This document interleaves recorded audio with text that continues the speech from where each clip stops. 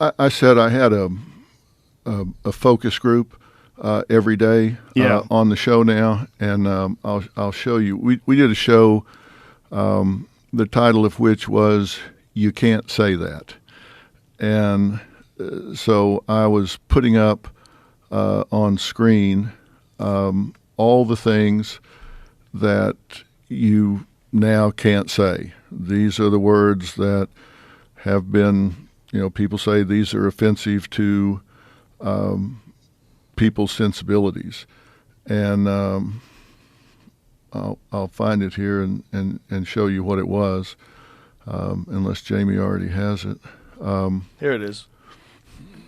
Yeah. Mom and dad? Yeah, there you go. You can't say mom and dad anymore? Yeah. You can't say mom and dad anymore. And so, and we can talk about these, but I asked the audience at one point, I said, how many of you are reluctant to raise your hand and say anything? Because I asked the audience to participate, and they do a lot. How many of you are afraid to say anything right now because you don't want to get targeted?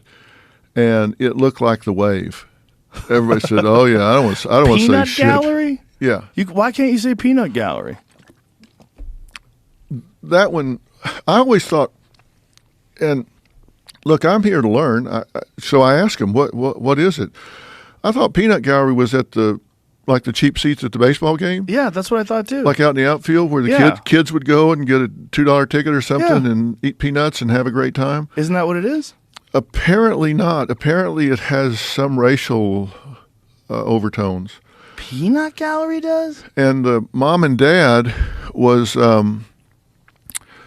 someone said, well, we don't have a mom and dad in our home. We have a mom and mom. And so it makes my child feel funny if... Here it is. According to linguistics experts, the origin of this phrase derives from the late 1800s vaudeville era.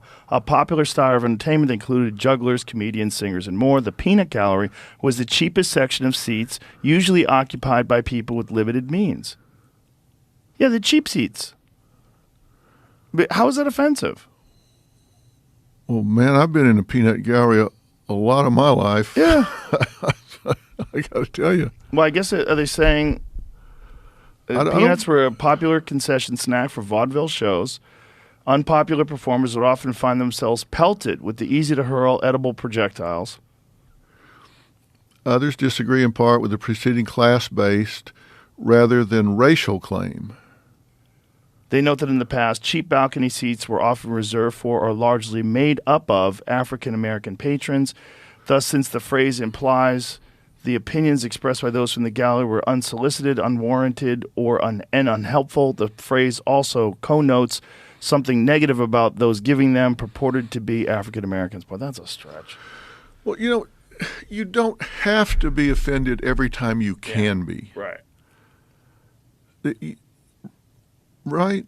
Right, but that expression doesn't have a racial connotation the way most people use it. I wouldn't think. It's usually people in the back of the room. That's just how we use it. They said brainstorm. What? Was offensive to people that had brain injuries. Oh my God!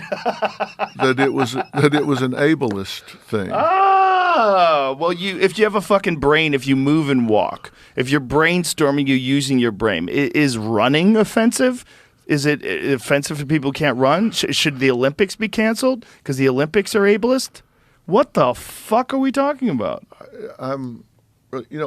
It seems to me, and look, maybe if you're in that situation, and I ask, and blindsided, I asked some people that had impaired vision, and they were like, what? They didn't understand. About which phrase?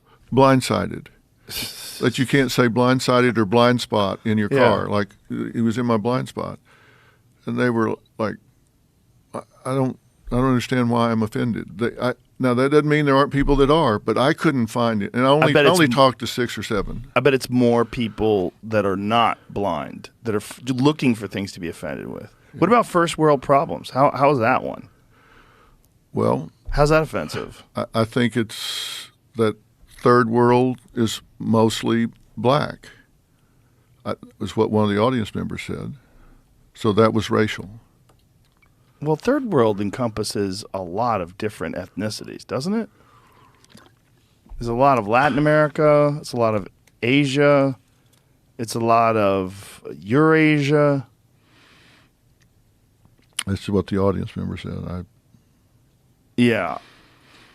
And they didn't want it in the show. So are we allowed to say first world, second world, and third world? Because that seems like that's offensive too then. Just even... to me, that had to do with infrastructure. Right.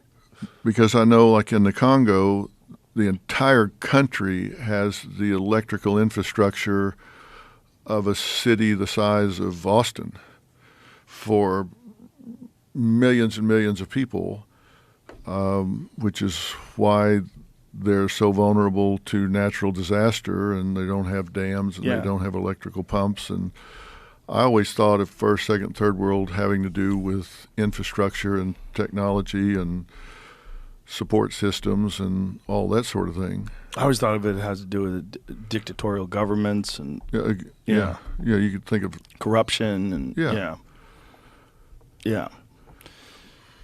finding things to be offensive is it's recreation for a lot of people. And I think that's what we've gotten to.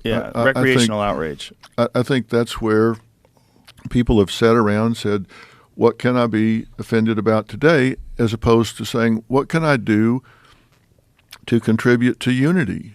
What can I do to come together and work things out, make things better? And that's just not constructive.